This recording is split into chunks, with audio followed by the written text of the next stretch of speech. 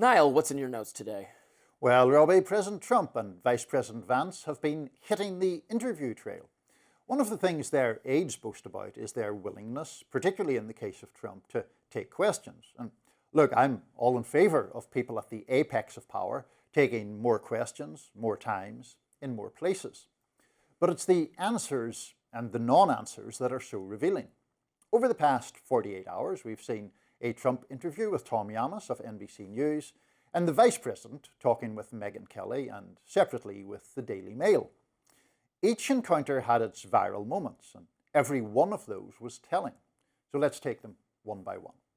First of all, Vance in his interview with Megyn Kelly talked about the clash earlier this week in the Oval Office between Trump and Kaitlan Collins of CNN.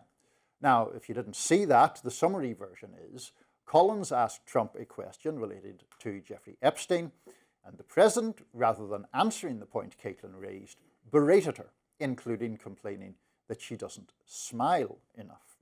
Here are Vance and Megyn Kelly on Kelly's show. She's asking a question. The president says, "Why don't you ever smile?" Yeah. And it's actually like so perceptive. Even if you're asking a tough question, even if you take your job very seriously, like why does it always have to be so antagonistic? Well, I laughed because I saw online everybody was calling him sexist for saying that. And I literally said the same thing about Kaitlan Collins a year ago on my show. She never smiles.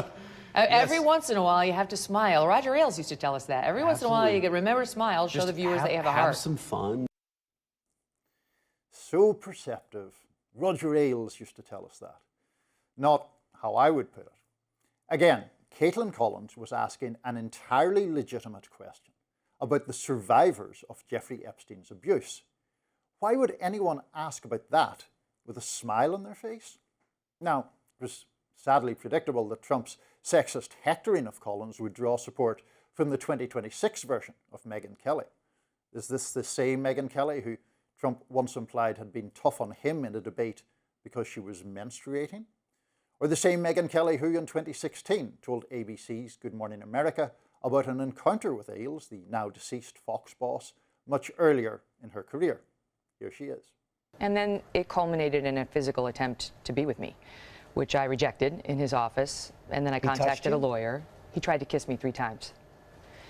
So I rejected that. And when I rejected that, he asked me when my contract was up.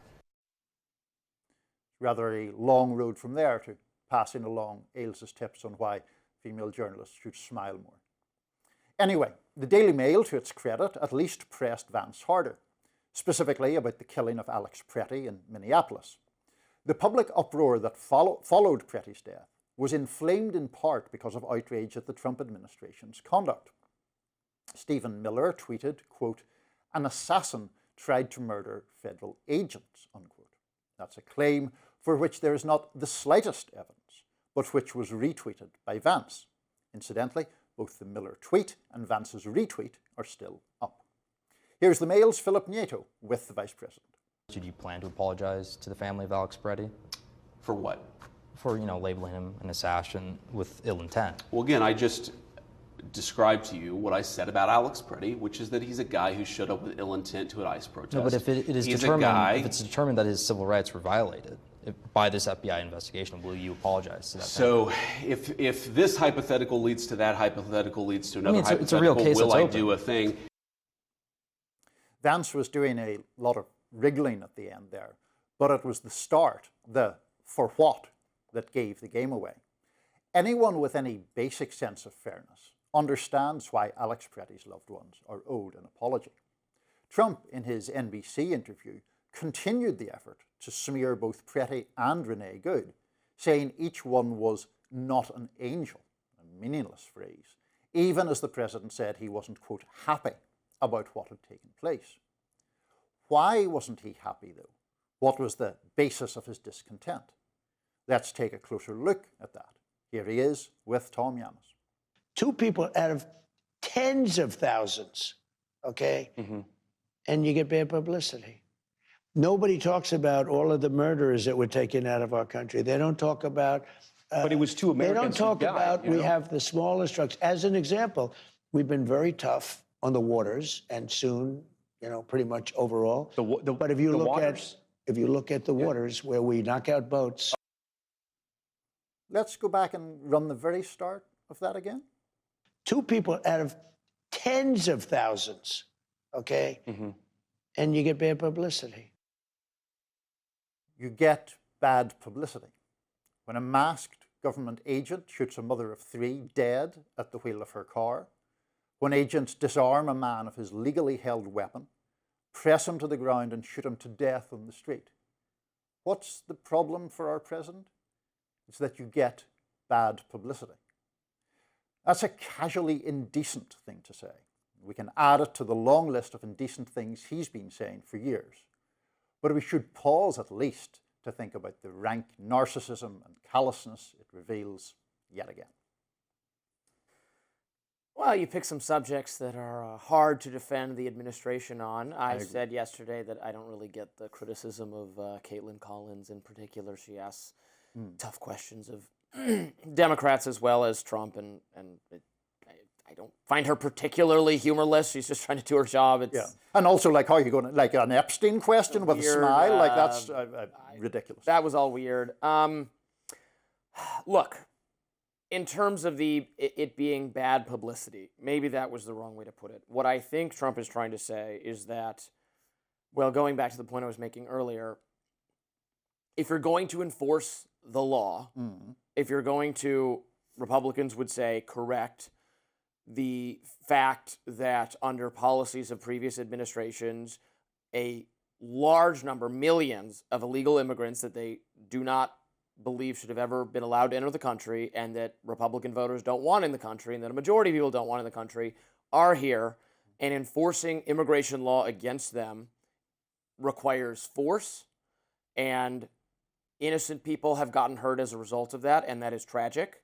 But that doesn't mean they're not going to do it, I get, and also then there is no recognition of, because the news is by its nature is commentary on things that are bad or that have gone wrong, is not recognizing that, but this has been a massively successful deportation effort, which was the administration's goal. But has it, though?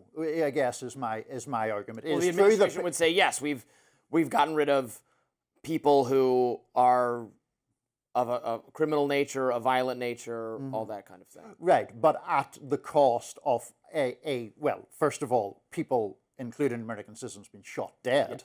And second of all, the tearing of the social fabric that has emanated from those killings, and also from the broader and more overtly aggressive ICE tactics that we have seen.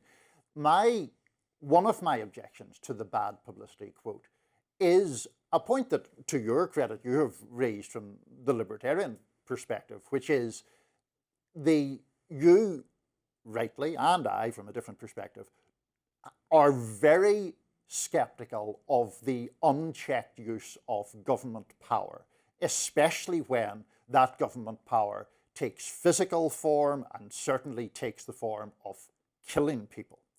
Trump doesn't appear to grapple with that at all. His objection seems to be he doesn't like that he personally gets bad headlines about it or it affects his poll ratings, but he doesn't seem to address the plainly more obvious and more important issues. Well, I think from his perspective, he was very explicit about doing a major law enforcement action against illegal immigrants, right? Was that not clear to the people who voted for him? He's now doing that, and people are saying, "Oh, what are people saying?" I didn't think. I thought zero people would be inconvenienced by this in any way. Well, I mean, Joe Rogan, who I think you're broadly sympathetic to, is somebody who was clearly supportive of him and has clearly been very critical of these efforts because, I'm not saying that Rogan's the avatar for everybody in the world, but he's somebody who has moved from... The state is literally the exercise of violence. And if you want government to do things, this is government doing things. This is what government action looks like. And if you're uncomfortable with that, you should want the government to do less. There's a libertarian advancement for you. It's an argument that is so broad, though. I mean, to compare the killing of Alex Pretti and Renee Good with, like, taxation or something. I mean, come on. I understand the point you're making in the abstract, but it's not. Well, I mean, these two cases they're getting lumped together, but to my mind, maybe not for you, but are somewhat different in that I think the Alex Pretti action is very, very, very hard to defend on any level. Whereas the Renee Good death, while tragic, and one would have liked there to be steps that could have been taken to avoid it, was, to my mind, more directly the result of, again, an investigation should take place. I don't know whether he was justified in shooting her in the moment, but was the proximate cause her heeding, I think, her partner's call to just drive off or just drive away, a disobeying of law enforcement that you could argue was the cause here. And if that is, if people are resisting what legitimate law enforcement actions, there will be clashes between people and the police. Yeah, I mean, as you know, I don't agree with that characterization of what happened in Renee Good's case at all. You know, we have all seen the video, including the agent shooting from the side when the vehicle is clearly passing him at that point. So I think that was a frankly disgraceful action. I would certainly endorse the idea of investigations, but I think this sort of rather glib response, not from you, but from Trump and from Vance, these kind of glib responses to things that could not be more serious. The state taking away people's lives. I just find that massively inappropriate and wrong.